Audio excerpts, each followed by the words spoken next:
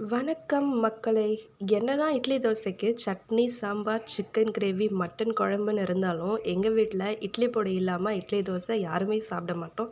So, இன்னைக்கு நம்ம வீடியோல காரசாரமான இட்லி மிளகாய் பொடி எப்படி செய்றதுன்னு பார்க்கலாம். வாங்க! அதுக்கு ஒரு பேன்ல ஒரு 1 ஸ்பூன் எண்ணெய் ஊத்திக்கோங்க. 1 கப் கருப்பு உளுந்து. கருப்பு உளுந்து நல்லா ஃப்ரை ஆகுற வரைக்கும் ரோஸ்ட் பண்ணி எடுத்து தனியா வச்சுக்கலாம். அதே பேன்ல திரும்பியும் எண்ணெய் சேர்க்க வேண்டாம். அதே பேன்ல 1/2 கப் கடலைப்பருப்பு நல்லா ப்ரௌன் ஆகுற வரைக்கும் ஃப்ரை பண்ணி எடுத்து வச்சுக்கலாம். 2 ஸ்பூன் எள்ளு. எள்ளு நல்லா பொரிஞ்சு வர வரைக்கும் ஸ்டவ்வை சிம்ல வச்சுட்டு ஃப்ரை பண்ணி எடுத்து அதையும் தனியா வச்சுக்கலாம். தேவையான அளவு பூண்டு. ஒரு கைப்பிடி பூண்டு போதுமானதா இருக்கும். ஸோ பூண்டு எடுத்து தோலை உரிக்காம நல்லா ஃப்ரை பண்ணி எடுத்து தனியா வச்சுக்கலாம். ஒரு கைப்பிடி காஞ்ச மிளகாவை எண்ணெய் சேர்க்காம பேனில் ஃப்ரை பண்ணி தனியாக கருவேப்பிலை ஒரு கைப்பிடி எடுத்து நல்லா ஃபைனாக ரோஸ்ட் பண்ணி எடுத்து தனியாக வச்சுக்கலாம்.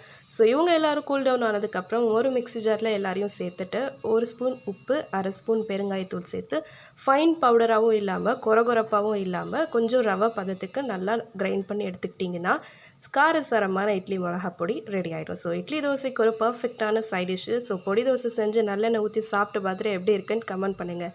இந்த வீடியோ உங்களுக்கு பிடிச்சிருந்துச்சுன்னா லைக் அண்ட் சப்ஸ்கிரைப் பண்ணுங்கள். மறக்காமல் உங்கள் ஃப்ரெண்ட்ஸ் அண்ட் ஃபேமிலிக்கு ஷேர் பண்ணுங்கள். அது வரைக்கும் அன்போடு சமைப்போம், ஆரோக்கியமாக இருப்போம்.